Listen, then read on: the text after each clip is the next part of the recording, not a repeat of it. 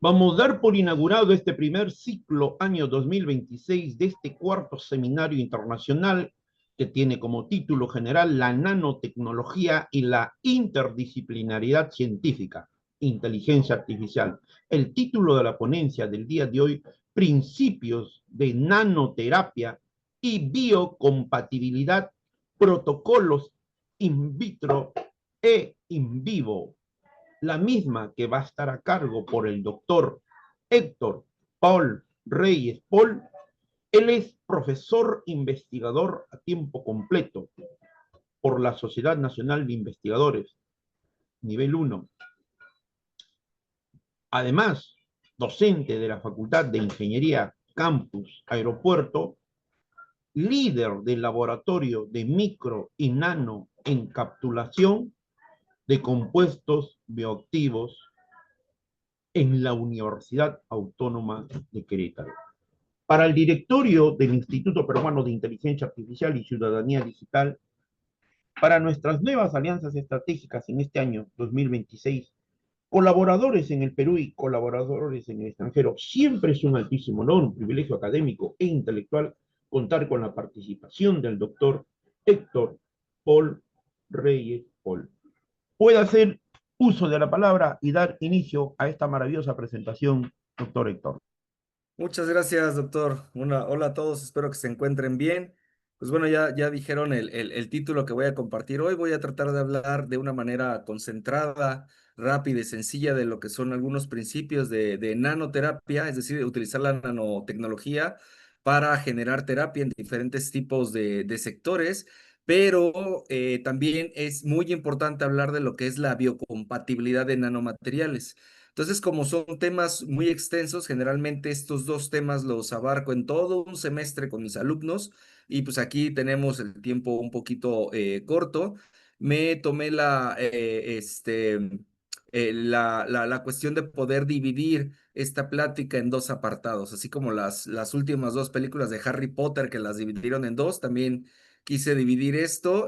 La primero lo que es todo el apartado A, donde hablaremos de nanoterapia, cómo qué es lo que yo les sugiero en este caso a mis alumnos de licenciatura, de posgrado, tratar de ver con lo que es utilizar la nanotecnología para la terapia o para crear terapias, sistemas de terapia alternativos. Y el segundo apartado, hablaremos toda la parte también que tenemos que tomar en cuenta para la biocompatibilidad.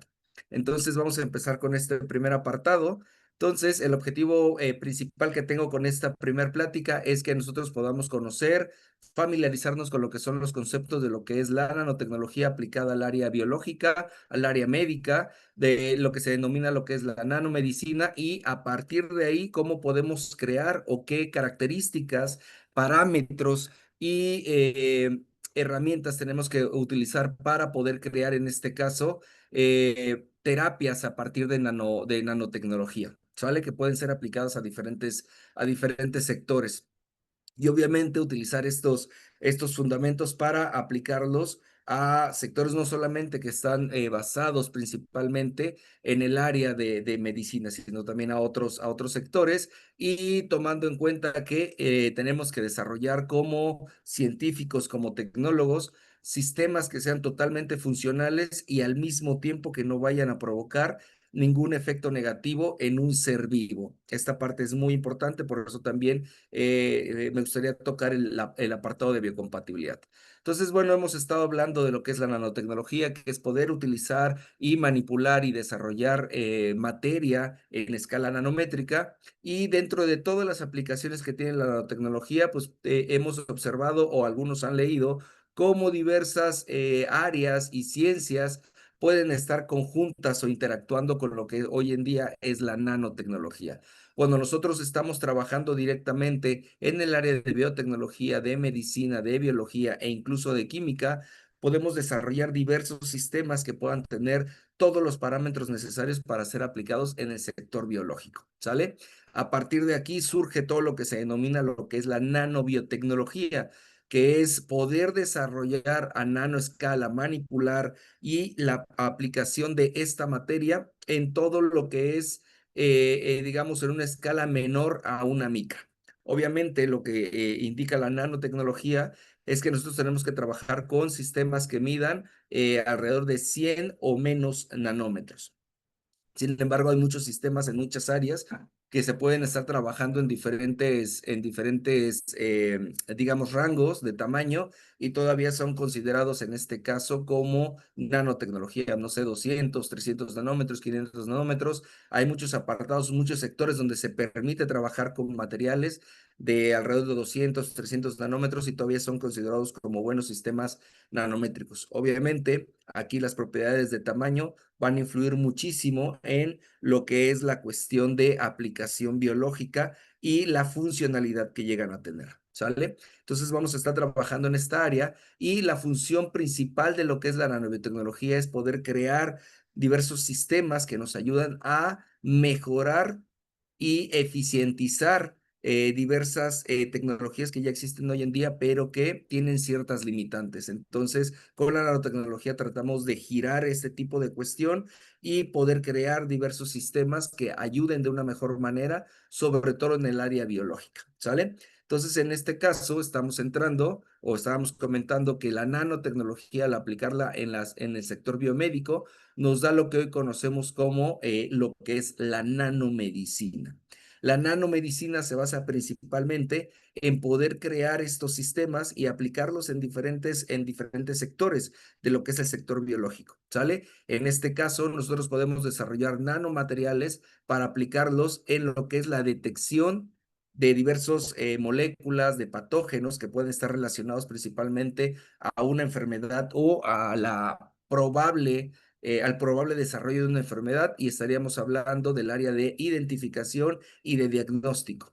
También el área de la nanomedicina utiliza o bueno, tiene una vertiente de lo que es desarrollar lo que es la cuestión de la nanoterapia, que es donde nos vamos a enfocar hoy en día.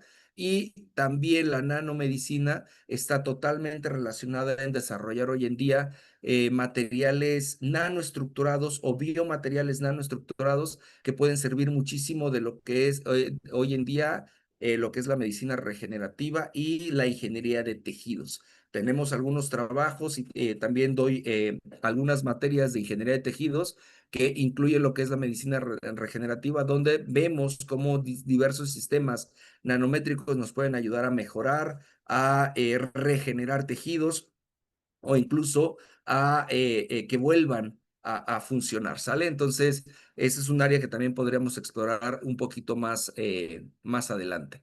Y para esto tenemos que tomar en cuenta muy fuerte que nosotros como ingenieros, como tecnólogos, vamos a desarrollar materiales que deben de tener las características ideales para poder ser aplicadas en esta parte del sector biológico, ¿sale? Entonces, hoy en día nos vamos a dedicar a platicar sobre todo lo cuestión de la terapia. Y entonces generalmente cuando hablo de esto, siempre les preguntaría a ustedes, ¿qué se les viene a la mente cuando escuchan la palabra terapia? Muchos pensarán probablemente tratamientos, enfermedades, ¿no?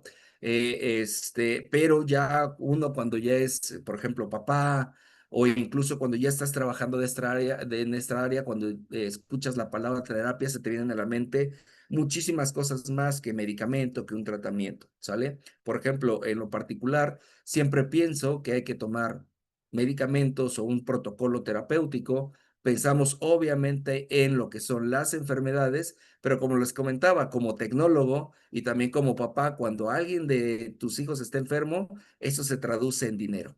¿Sale? Nosotros también como tecnólogos, no solamente para curar, sino que como tecnólogos se traduce en dinero porque necesitamos esos fondos económicos o ese apoyo económico para poder desarrollar una tecnología nueva o reformular algo para poder tener una mejor eficiencia en lo que son las terapias. Y desafortunadamente también hablamos, o se me viene a la mente, la cuestión de los fracasos. Una terapia convencional puede no servir para un paciente y estos pacientes pueden llegar a tener efectos secundarios muy graves o incluso pueden llegar a morir. Incluso nosotros dentro de la nanoterapia también hemos tenido sistemas que parecen ser exitosos, pero que al final de cuentas no lo cumplen, ¿sale? Al final pues, se pueden llegar a tener otros efectos que lo platicaremos. Les daré el ejemplo en la cuestión de biocompatibilidad.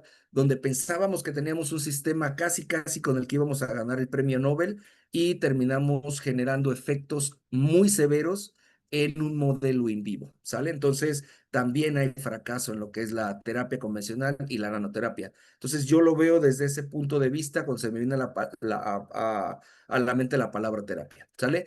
Pero a partir de todos estos métodos convencionales que hoy en día les comentaba, todos tienen sus limitantes y obviamente con la nanotecnología nosotros podemos llegar a mejorar este tipo de limitantes. Entonces, por eso es que les comentaba que dentro de diversas áreas, como es la terapia, en el área biológica, la nanotecnología ha sido en los últimos años una herramienta muy utilizada y que ha ganado mucho interés, principalmente para poder tener mejores resultados. Pero también es muy importante mencionar que las propiedades de los sistemas, el tamaño, la reactividad que puede llegar a tener, la alta absorción que puede llegar a tener en diversos tejidos, el tipo de vía de administración puede generar también que la nanotecnología empeore la terapia o puede provocar efectos adversos severos. Entonces, también tenemos que tomar en cuenta mucho esta parte. Por eso es que hoy en día la nanotecnología en el área médica no está bien regulada en estas cuestiones. Si recordamos la diapositiva pasada, yo les ponía que tenemos la cuestión de diagnóstico y la cuestión de terapia. La cuestión de terapia es donde más dinero, digamos, hay en cuanto a apoyos para hacer investigación científica y que más que en el área de diagnóstico, pero el área de diagnóstico ha generado ya diversas plataformas que ayudan muchísimo a identificar patógenos, biomoléculas, y estos productos o estas plataformas ya están en el mercado, es decir, ya tienen una tasa de retorno, mientras que la cuestión de la terapia todavía no se ha generado. Bueno, hay estudios muy, muy pequeños y casos mínimos en los cuales ya hay una terapia ya bien establecida, permitida y que obviamente deje ya una ganancia para los que los estén aplicando. Sin embargo, la nanoterapia todavía no está bien regulada por todos los efectos que vamos a ver en el apartado de biocompatibilidad. ¿Sale? Entonces, a partir de eso, nosotros podemos definir que la nanoterapia es el desarrollo, manipulación y aplicación de diversos tipos de nanomateriales que ayuden principalmente a prevenir o incluso curar una enfermedad. ¿Sale? Entonces, aquí estamos hablando de terapias preventivas, terapias curativas, y que con los mismos conceptos nosotros podemos aplicar nanoterapia, si los vemos así, en diferentes áreas. Es algo que a mí me encanta de trabajar con este tipo de sistemas, porque lo podemos aplicar a diferentes cuestiones. Nosotros hemos trabajado directamente en biomedicina, hemos trabajado hoy en día en agricultura, eliminando y previniendo la infección de algunos cultivos como el jitomate, con algunas plagas y hongos que generan la marchitez. Eso se puede tomar como una terapia preventiva. También hemos trabajado en el área de acuacultura, liberando ciertos probióticos que ayudan a mejorar lo que es el sistema inmune precario, bueno, primario de lo que son los crustáceos, ayudando a que estos no mueran por la presencia de patógenos o cambios en los cultivos que se tienen de camaronicultura. Entonces se puede también tomar en cuenta como una cuestión como de nanovacunas, y eso está relacionado a todo lo que es la terapia preventiva. Entonces nos damos cuenta, todos estos fundamentos, todos estos sistemas, cuando son bien aplicados, dependiendo de donde la quieras aplicar o donde lo quieras llevar a estudiar, abre la puerta de poder desarrollar diferentes tipos de cuestiones en muchas áreas. En el área médica, en el área veterinaria, en la acuacultura, agricultura, y desarrollar incluso terapias utilizando sistemas como vehículos completos, por ejemplo, cosmética, y también en el área de alimentos. De hecho, mi ex asesor en Estados Unidos, Julie McClemens, él está tratando de desarrollar una bebida que está a base de nanoemulsiones, donde encapsula betacarotenos, y lo está proponiendo como un sistema para poder prevenir la formación de cataratas en los ojos, ¿no? Y el degradamiento de mácula. Entonces, si se dan cuenta, es como una terapia a través de un alimento. Entonces, todo esto me encanta, es muy emocionante poder llevarlo a cabo, pero tenemos que saber cómo trabajar.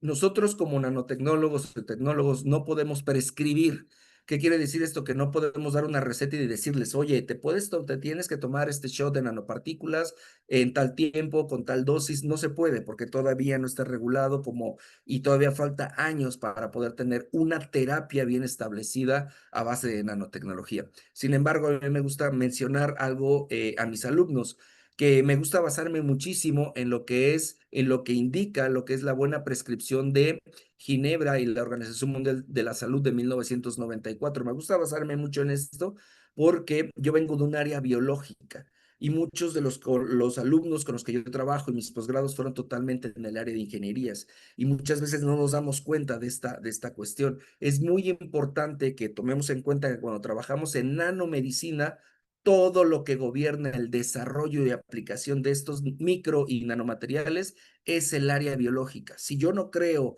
un sistema con las características y parámetros necesarios para el área biológica, mi sistema no va a servir, ¿sale? Entonces, ¿qué es lo que yo siempre les recomiendo? Primero, tenemos que conocer cuando vamos a hacer ya un tipo de terapia, que incluso podemos crear terapia personalizada con nanotecnología, aunque sea experimental, tenemos que conocer la historia clínica del paciente. No somos médicos, pero tenemos que conocerla, tenemos que saber a quién se la vamos a aplicar. Tiene algún tipo de, cuál es su sexo, cuál es su edad, cuál es su talla, peso, también correlacionarlo mucho con su estado fisiológico, estado metabólico, para identificar si tiene algún tipo de alergia, pues, de alergias, podría reaccionar o no. En este caso, algún tipo de material. Y esto es sumamente importante porque podemos provocar un efecto totalmente negativo, a lo mejor una respuesta alérgica por presencia de un material, como por ejemplo con colágeno. No sabemos que esa persona es alérgico al colágeno y podemos llegar a matarlo, ¿no? Entonces, esto es muy importante. Tenemos que conocer bien al paciente o al hospedero final de nuestra terapia.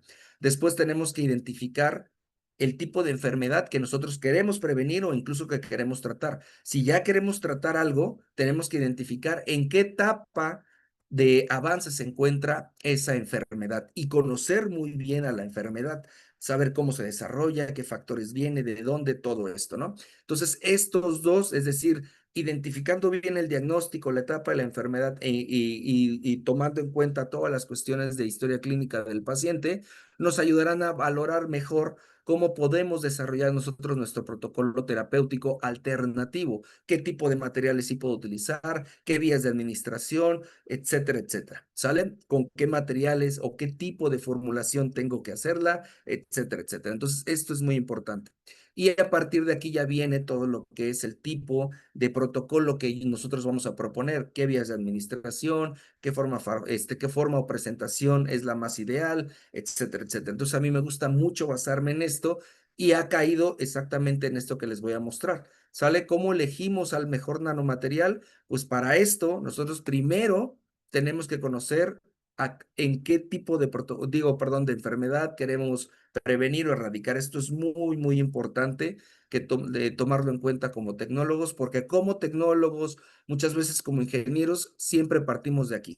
¿Cómo quiero desarrollar o cómo lo voy a hacer sin tomar en cuenta toda la parte biológica? Es decir, en qué tejido, en qué etapa está la enfermedad. Es muy importante esta cuestión, ¿sale? A partir de esto, yo puedo proponer materiales, métodos de síntesis y propiedades de los materiales que necesitamos tener para poder aplicarlo después en esta estrategia terapéutica. Esto es muy importante, ¿sale? Entonces, esto es lo que nosotros proponemos, ¿sale? Está basado en algunos estudios, pero digamos que esto es eh, esto que propongo aquí es con la experiencia. Tenemos que conocer muy bien a la enfermedad, ¿sale? Que quiero prevenir o que quiero curar. A partir de esto, de que yo conozca todo qué tipo de tejidos se expresan o se sobreexpresan o se dejan de expresar receptores, qué pasa con los mecanismos de defensa de la célula, de supervivencia, de muerte celular, están modificados. Tengo que conocer todo, ¿sale?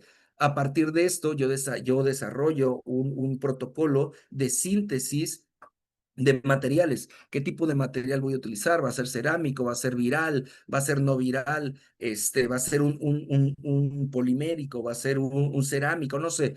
y qué tipo de compuestos voy a utilizar, qué tipo de síntesis, va a ser una síntesis química, una síntesis biológica, una síntesis de alta energía, muchísimas cuestiones que si quieren también en algún momento lo podemos platicar, cuáles son los métodos que se pueden utilizar para crear nanomateriales, ¿sale? Y a partir de que yo tengo todo esto y que identifico y caracterizo que tiene mi sistema las propiedades ideales para poderse aplicar en el protocolo biológico, ahora sí, yo propongo cuál va a ser el tipo de estudio que voy a hacer. Va a ser un estudio in vivo, va a ser un estudio in vitro y de ahí vendrán muchas otras características que tengo que tomar en cuenta. ¿Sale?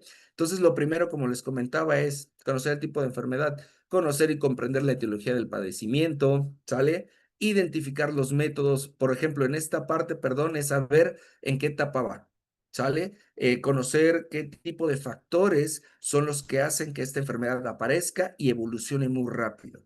Identificar los métodos convencionales que existen hoy en día y qué problemáticas tienen para saber si nosotros podemos utilizar estos métodos y agregamos nanotecnología o tratamos de desarrollar un método nuevo, ¿sale? Que era lo que les pongo aquí. Y en este caso, tratar también de tomar en cuenta en conjunto con todo el protocolo que vamos a hacer, las ventajas y desventajas de utilizar este tipo de materiales, qué hay descrito o de algunos materiales muy parecidos, qué hay bueno, qué hay malo, y tenemos que tomar en cuenta. ¿Qué quiere decir esto? Que tenemos que leer muchísimo para saber si el sistema que vamos a proponer es óptimo para este tipo de aplicaciones biológicas, ¿sale? Y a partir de aquí nosotros vamos a empezar a ver qué tipo de material voy a desarrollar. Desarrollamos materiales no virales, entre los que se encuentran los inorgánicos, como les comentaba ahorita, nanomateriales metálicos, semiconductores, materiales de carbono, materiales orgánicos, como algunos hechos con proteínas, con liposomas, emulsiones, cuestiones relacionadas con materiales poliméricos, tanto biosintéticos, sintéticos como naturales. ¿Qué podemos hacer? O también estudiar y trabajar con sistemas virales, que es otro apartado muy, muy padre. Es un poquito complicado trabajar con esos sistemas, pero también se pueden llegar a hacer, donde podemos trabajar con algunos virus, ¿sale?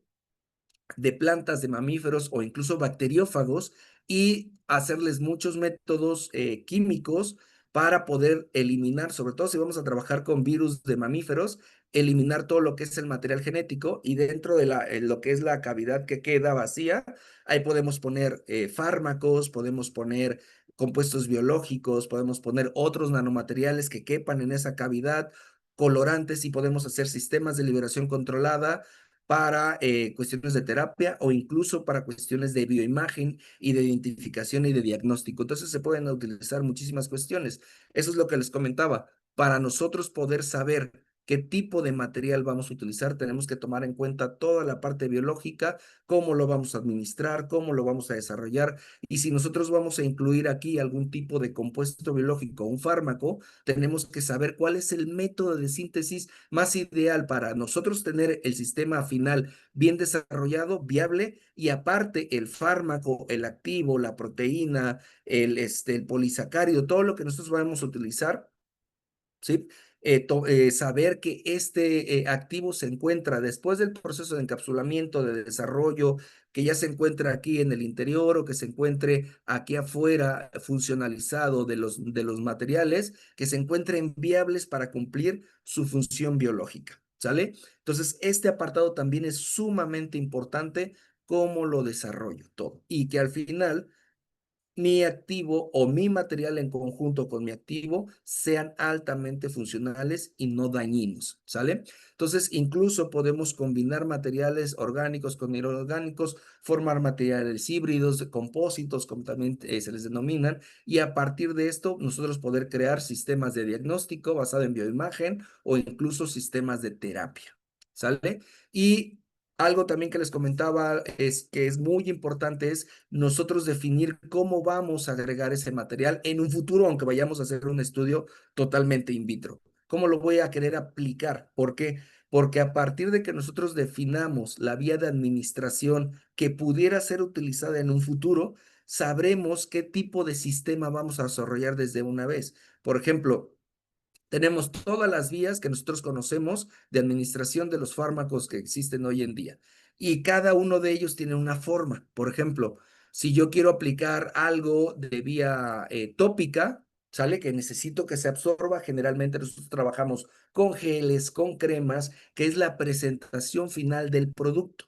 Para este caso, nosotros también tendremos que tener un sistema de nanomaterial que si necesitamos que se absorba en la piel, pues obviamente tiene que tener ciertas características como una crema, como un film o algo que provoque que el material se pueda absorber. No podría yo crear un polvo porque el polvo no serviría. Me explico, no se absorbería tan rápido.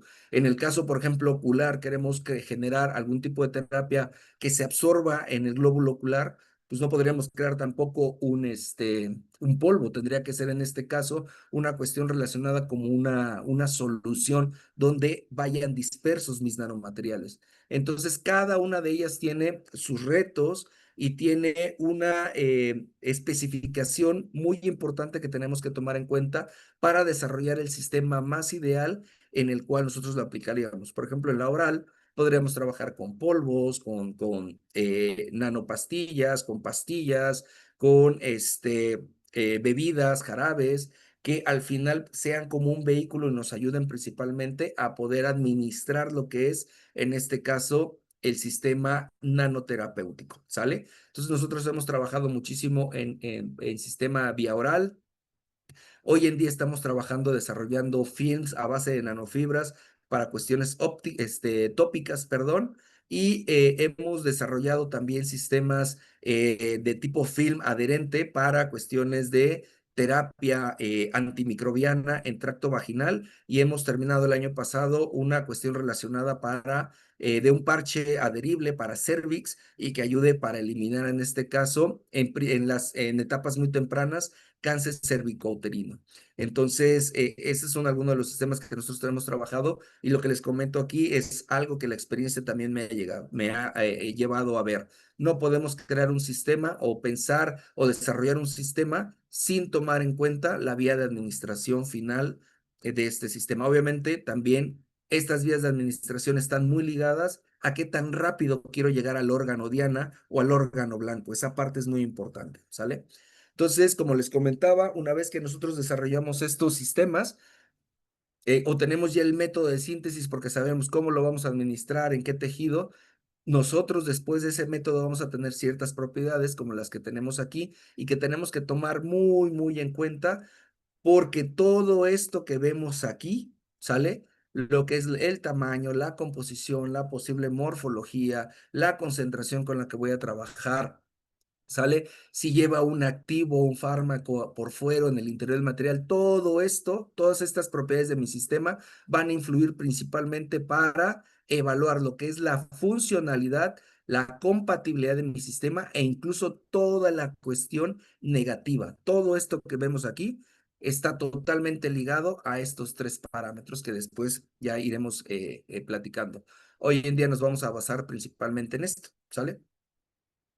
Y entonces, ya una vez que ustedes ya desarrollaron sus sistemas, ya los caracterizaron, pudieron evaluar que tiene esas características físicas, químicas, ópticas, mecánicas, que son ideales para aplicarlos. Ahora sí tenemos en este caso que evaluar qué tipo de diseño terapéutico puedo llevar a cabo. Un sistema, digo, un estudio in vitro o un estudio en vivo. En esta parte, en la in vitro, nosotros tenemos todas las cuestiones de laboratorio controladas, donde podemos poner nosotros nuestro sistema nanoparticulado totalmente en contacto con células, con bacterias, con virus, con tejidos, y podemos ver qué es lo que pasa con este tipo de entes biológicos. Esto que nos ayuda principalmente a poder conocer por primera vez las primeras interacciones de nuestro nanomaterial con el tejido, con la célula con la que vamos a trabajar. Podemos obtener los primeros parámetros, en este caso, de lo que es la ventana terapéutica, la dosis,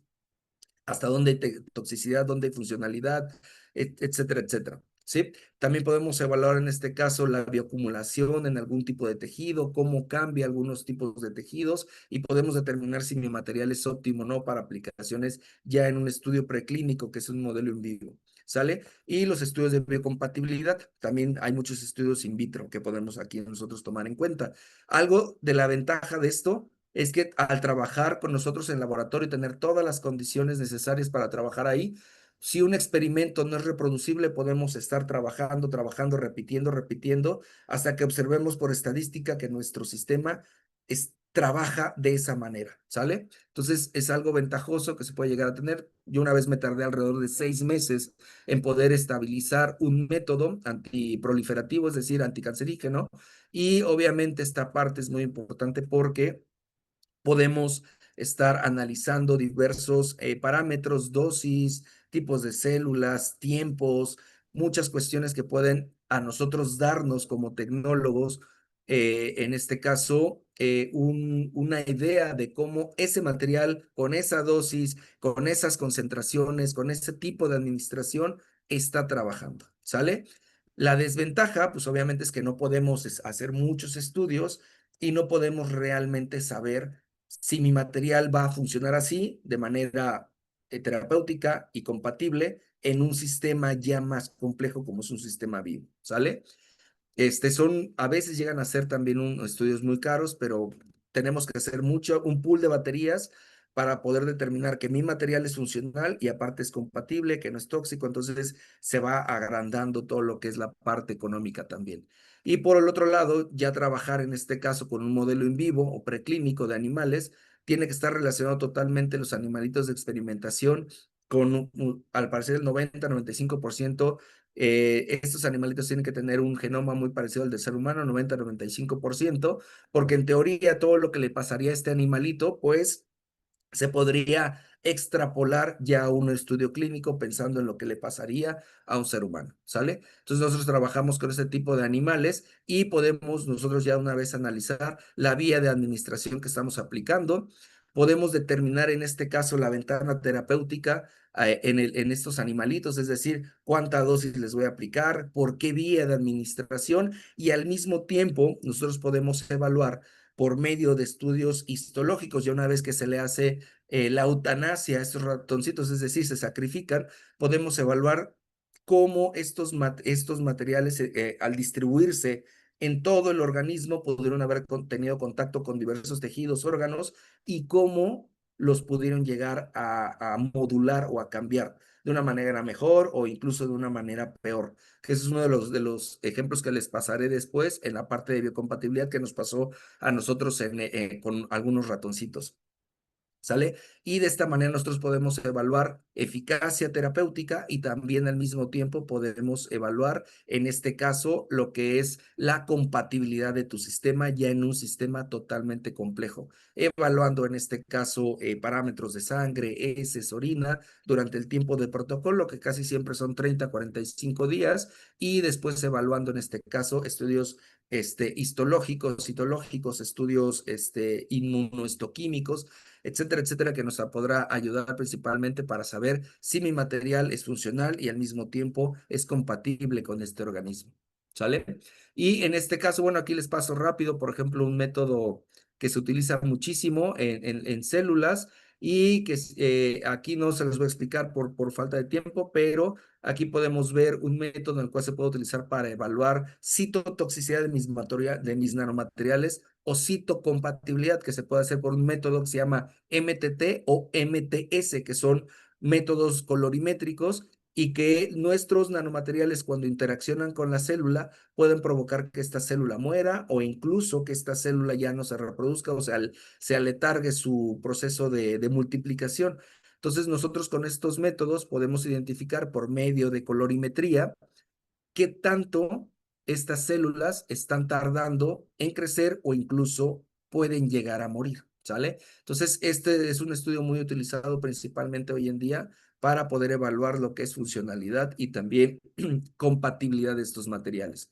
Algo muy importante hoy en día, si nosotros vamos a trabajar con estudios in vitro, después de determinar si mi material elimina tal tejido, elimina tal bacteria, elimina tal célula de cáncer, o incluso si llega a eliminar células normales, siempre tenemos que tomar estudios o realizar estudios que nos digan los posibles mecanismos de acción que están llevando a cabo estos materiales. De esta manera nos ayuda principalmente a saber que ese material con esa propiedad y esa dosis nos va a ayudar a entender qué podría pasar en todo un organismo, en células que tengan o que sean muy parecidas a la célula del tejido blanco donde vamos a trabajar. ¿Sale? Esta parte nos ayuda para conocer qué tipo de mecanismos se están llevando a cabo, qué tipo de muerte celular se está llevando a cabo. Hay muerte directamente en mitocondria, hay cuestiones de transducción celular o toda la acción es desde, digamos, extracelular, intracelular, está habiendo efectos genotóxicos,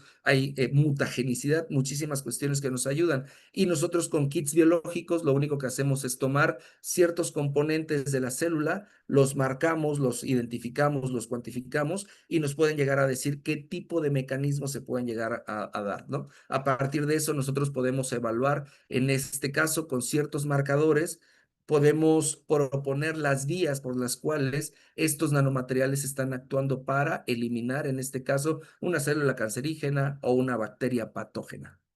¿Sale? Entonces, esto es muy importante y al final nosotros hacemos esto, identificando en este caso una molécula y ver que se está elevando o que se está presentando cuando antes no presentaba, nosotros podemos diseñar o proponer todas las vías por las cuales este tipo de materiales podría provocar una muerte celular, apoptosis, autofagia, necrosis celular, y hay muchos tipos de métodos que podemos utilizar, tanto manuales como automatizados, ¿sale? Este es un esquema de un método que nosotros hicimos y que creo que publicamos en el 2023 con Candida albicans y estudiamos cómo estas nanomateriales de plata biogénicos que habíamos hecho utilizando compuestos biológicos cómo eliminaba a las levaduras y después evaluamos muchos métodos y pudimos determinar que había producción de ROS y estos ROS eliminaban la membrana celular, también provocaban estrés osmótico y estrés oxidativo en la membrana, estrés oxidativo en el interior de la célula y había degradamiento del material genético. Entonces, tuvimos que hacer muchas pruebas para poder decir, hey, mi material sí elimina estas levaduras, todas estas especies de cándidas que son altamente confundidas en un hospital y los mecanismos de acción son estos, ¿sale? Entonces, esta parte es muy importante. Y por otro lado, pues están, como ya les había comentado, en este caso, los modelos in vivo y que nos ayuden a evaluar realmente en un organismo totalmente complejo los efectos de nuestro sistema, desde la cuestión terapéutica hasta incluso los efectos negativos que pudieran llegar a tener en este caso, ¿no? También son estudios un poquito caros, pero la verdad valen la pena hoy en día realizarlos. Entonces, son algunos de los métodos que se están estudiando y hoy en día también se está trabajando mucho en hacer estudios de tipo ex vivo. ¿Sale? ¿A qué se refiere este tipo de cuestiones? Es para no tener problemas por sacrificar animalitos y entonces un animalito se puede llegar a tomar sus células por una biopsia y en este caso crecerlas en laboratorio y aplicar nuestro nanomaterial y ese nanomaterial pues obviamente tendrá un efecto exclusivo sobre los tejidos de este animalito. También se puede hacer hoy en día esto en cuestiones de terapia personalizada ya con un ser humano, es decir, tomo una biopsia de ese ser humano, la crezco en laboratorio y aplico mis materiales y todos los efectos benéficos e incluso no benéficos ayudarían a saber cómo ese tejido de ese ser humano podría reaccionar a la presencia de nuestros nanomateriales, que es exactamente este tipo de cuestiones tomar de aquí del ser humano, trabajarlo de manera in vitro, hacer todos los estudios pertinentes de funcionalidad, de toxicidad, de compatibilidad, para saber cómo reaccionaría a nuestro tratamiento. ¿Sale? Entonces, todos estos tipos de terapias son los que nosotros podemos crear, desde la terapia preventiva, curativa, paliativa, de reemplazo sustitutiva, de terapia restaurativa. Hay muchísimas aplicaciones que nosotros podemos utilizar. Casi todas estas, la que es la paliativa, la reemplazo sustitutiva y la terapia restaurativa, están basadas muchísimo en lo que es sistemas de liberación controlada a micro y nanoescala. Si quieren, también después podemos platicar sobre lo que son los métodos de encapsulación para desarrollar sistemas de liberación controlada a nanoescala, que es un área muy, muy padre y que también podemos platicar un poquito más adelante.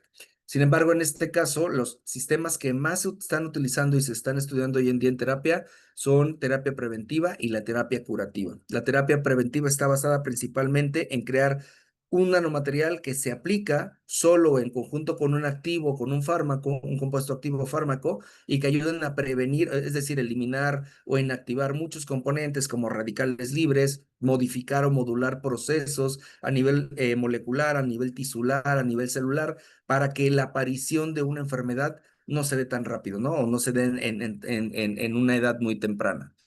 Y la terapia curativa está basada principalmente en que ustedes, bueno, uno ya conoce cuál es el agente etiológico que está generando esa enfermedad. Por ejemplo, una infección bacteriana en la garganta, ya sabemos que es un Streptococcus específico, y nosotros desarrollamos un material para eliminar esa bacteria que está provocando esa enfermedad. Una vez que nosotros eliminemos ese agente etiológico, se acabó la enfermedad. Es decir, como un antibiótico. De hecho, hoy en día muchos de los nanomateriales que funcionan o tienen esta actividad se les conoce como nanoantibióticos. Son de los estudios que más se están haciendo hoy en día. En la terapia preventiva, como ya les comentaba, es exactamente eso. Muchos están basados en la presencia o aplicar nanomateriales que tienen la actividad de poder inactivar ciertos componentes o liberar compuestos activos o fármacos que inactiven componentes que pueden llegar a desencadenar muchas reacciones en nuestro organismo que van a provocar la presencia o el desarrollo de una enfermedad, ¿no? Por ejemplo, muchos están basados en poder desarrollar o liberar componentes o utilizar sistemas que ayuden a inactivar especies reactivas del oxígeno, especies reactivas del nitrógeno, y de esta manera evitar la formación del estrés oxidativo. El estrés oxidativo está relacionado a muchas enfermedades crónico-degenerativas como diabetes, cáncer. Entonces, si nosotros eliminamos este tipo de componentes, podemos ayudar a prevenir, en este caso, la cuestión de lo que es la formación de enfermedades del estrés oxidativo. Y por otro lado está el desarrollo de nanomateriales para administrar vacunas, antígenos que ayuden al organismo a crear, en este caso, una memoria y enseñarle cómo reaccionar a ese tipo de patógenos, ¿no? Es lo que proviene hoy en día de los sistemas, de nuevo, los sistemas o candidatos vacunales que se tienen hoy en día para ayudarle al organismo a saber cómo defenderse de estos patógenos, ¿sale? Pero muchos de estos materiales o sistemas nanométricos están basados principalmente para estudiar el efecto que se tiene de inmunización en vía en mucosas, por ejemplo, es decir, administrarlo de manera no convencional. Generalmente las vacunas no las ponen en un brazo, pero en este caso es trabajar con sistemas que se puedan aplicar e inmunizar a un paciente vía intranasal o incluso oral. Este es un sistema que nosotros publicamos por allá en el 2018, funciona de esta manera. ¿Sí? Y acabamos de publicar el año pasado, en noviembre, diciembre, un artículo de administración nasal con nanopartículas de quitosano que ayuden principalmente a ayudarle al cuerpo a inmunizarse contra COVID-19. Entonces lo publicamos el año pasado en Biomedicines. Estamos trabajando en esta parte. Eso es lo que se recomienda, se comenta como terapia preventiva. Por el otro lado está la terapia curativa, que ya les había dicho. Eliminamos todo el mal, ¿sale? Con esto podemos nosotros crear liberación controlada a nanoescala. Perdón, aquí se movió tantito. Está el utilizar hipertermia, es decir, nosotros colocamos un material de carbono, un material semiconductor, un material metálico en el interior de un tejido que está dañado. Imagínense que este es un tejido tumoral. Nosotros aplicamos directamente nuestros nanomateriales y por medio de una metodología externa al organismo, como puede ser ultrasonido, hacemos que estos materiales absorban esa energía, empiecen a vibrar, y toda esa vibración, esa energía que captan, cuando ya no la soportan, la liberan en forma de calor y quemamos en el interior a todo ese tumor, lo degradamos, ¿sale? Entonces, ese es un tipo de terapia. Está por el otro el de utilizar la fototerapia, es decir, yo tengo un nanomaterial que cuando tiene contacto con algún tipo de luz, desencadena lo que es bueno, la ionización de este material, es decir, se arrancan electrones de este material, y estos electrones, en conjunto con todos los componentes del medio, se unen para formar radicales libres, y los radicales libres degradan, en este caso, células o tejidos que no necesitamos, como en este caso un tejido tumoral o una célula tumoral, ¿sale?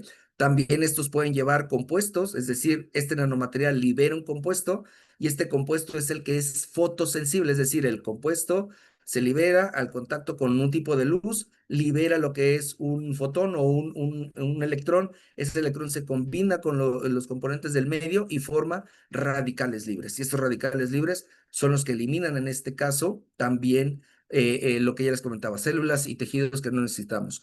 Por otro lado está la inmunoterapia, que es saber trabajar con nanomateriales que tengan cierta composición, cierto tamaño, cierta morfología para activar todo lo que es el sistema inmune y el sistema inmune estar totalmente activo, formando soldaditos de defensa que van a estar distribuidos en todo nuestro organismo y que eliminen patógenos e incluso tejidos o células tumorales que se están formando en un organismo. ¿Sale? Entonces, esa es una de las cuestiones también que se puede utilizar como terapia curativa. Aquí vienen algunos, por ejemplo, este es un ejemplito que luego les pongo así después de que vemos a mis alumnos. Les digo, nanopartículas de tal polímero como cargadores, liberadores de quercetina, excelente agente, inhibidor de radicales libres, y ellos tienen que saber en dónde va. ¿Sería preventiva? ¿Sería curativa? Entonces ya ellos me dicen, ya les digo, perfecto, ¿no?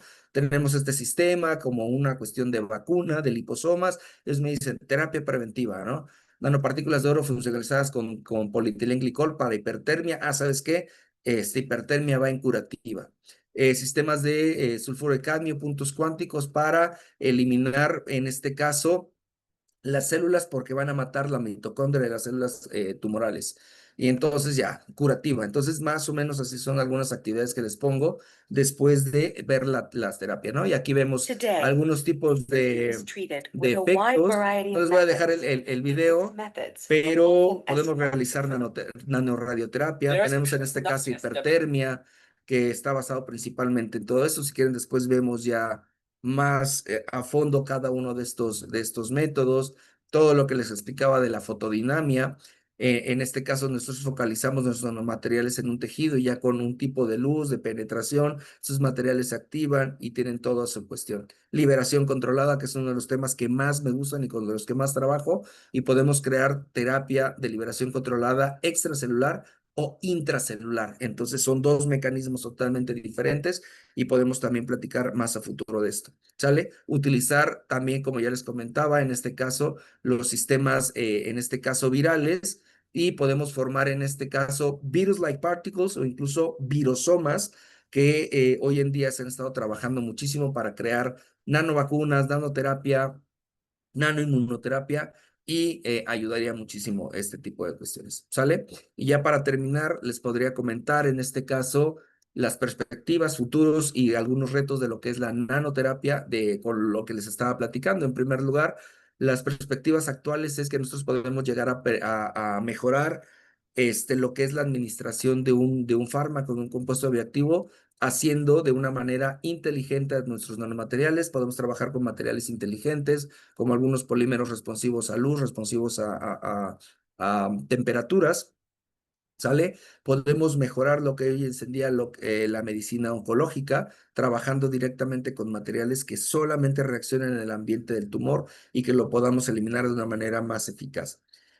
Otro tipo de enfermedades, por ejemplo, trabajar con cuestiones de diabetes, cuestiones de Parkinson. Tengo muchos estudiantes que han propuesto sistemas para poder mejorar lo que es la terapia de Parkinson o incluso prevenirla, administrando vía nasal, vía intravenosa sus materiales. Alumnos de nanotecnología, ingeniería nanotecnología, ingeniería biomédica, nanoterapia capilar, vean, también podemos llegar a trabajar eso. De hecho, ya hay estudios y algunos productos que se venden hoy en día.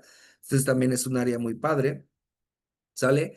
El futuro, pues obviamente lo que les comentaba, trabajar con y desarrollar terapias que sean más inteligentes, que sepan dónde trabajar exactamente y dónde no. Esto es un reto muy, muy padre. Para esto estaríamos trabajando ya en lo que es una medicina más personalizada, ya sea para un animalito, para una planta, para un ser humano, y para esto tenemos que crear los sistemas ideales para cada uno de ellos. Algo muy padre que se relaciona hoy en día con estos temas, ¿no? De inteligencia artificial, que es que la inteligencia artificial nos ayude principalmente a mejorar lo que es algunos protocolos para el procesamiento de lo que es los sistemas, qué materiales podríamos utilizar, ¿sale? Para poderlo aplicar, cuál sería la mejor administración, qué beneficios podremos traer y a partir de esto, combinando lo que es los fundamentos y conocimientos, principios de la nanoterapia en combinación con la inteligencia artificial, podríamos mejorar los aspectos terapéuticos de lo que es la nanotecnología sin llegar en este caso a una cuestión totalmente tóxica. De hecho, hay muchos trabajos ya hoy en día publicados y que se están ya como plataformas de negocio, de trabajar con ingeniería artificial, perdón, de inteligencia artificial para prevenir, es decir, como una cuestión de diagnóstico para la cuestión de prevención de enfermedades, es decir, con la IA detecta muchos parámetros bioquímicos, biológicos y te determina esta persona puede presentar en un futuro cáncer, diabetes, bla, bla, bla, ¿no? Entonces, también sería un tema muy padre de poder platicarlo algún día.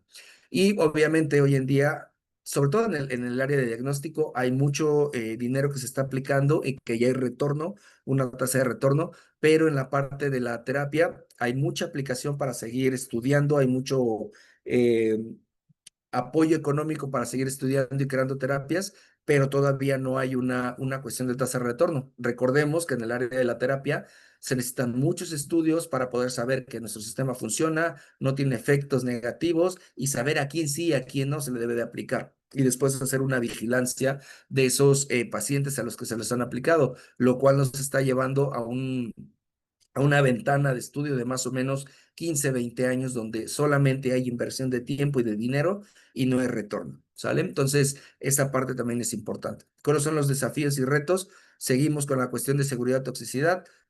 Como les comentaba, un mismo material con las mismas propiedades, con la misma composición, si es aplicado por otra vía de administración totalmente diferente, puede provocar efectos totalmente adversos o reacciones que no se necesitaban. Por lo mismo, en este caso todavía no hay una regulación como tal para la nanoterapia. Las barreras biológicas, muchas veces no tenemos que identificar que nuestro material puede o no absorberse en piel, en mucosas o incluso en la barrera macroencefálica y eso podría delimitar lo que es el efecto terapéutico de nuestros sistemas.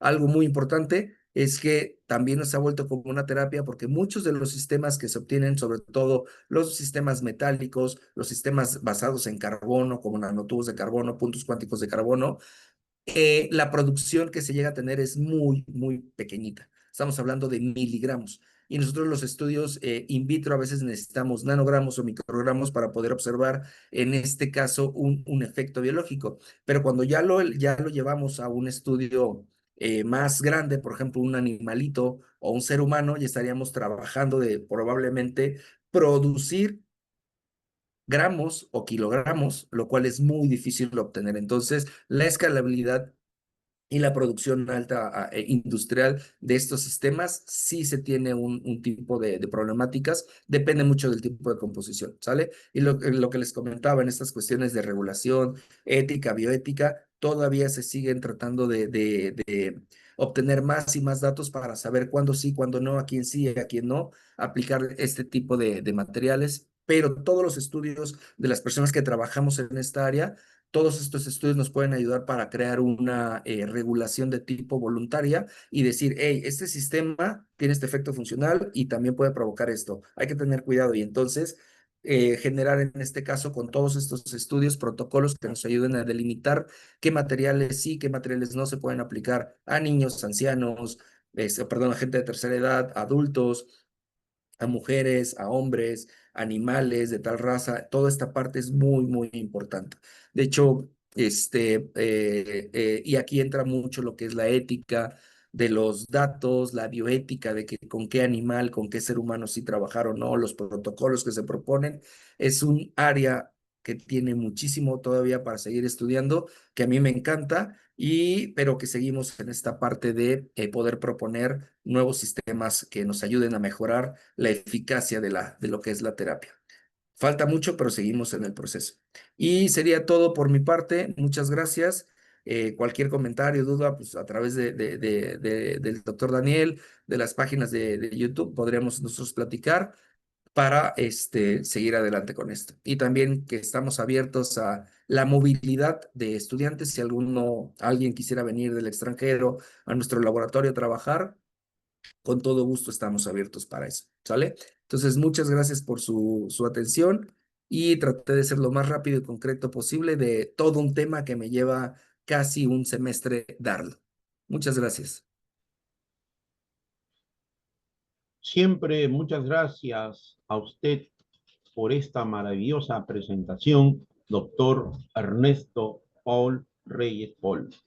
Vamos a dar por clausurado este primer ciclo año 2026 de este cuarto seminario internacional que tiene como título general la nanotecnología y la interdisciplinariedad científica, inteligencia artificial. El título de la ponencia del día de hoy, principios de nanoterapia y biocompatibilidad, protocolos in vitro e in vivo. Las mismas que estuvo a cargo por el doctor Héctor Paul Reyes Paul.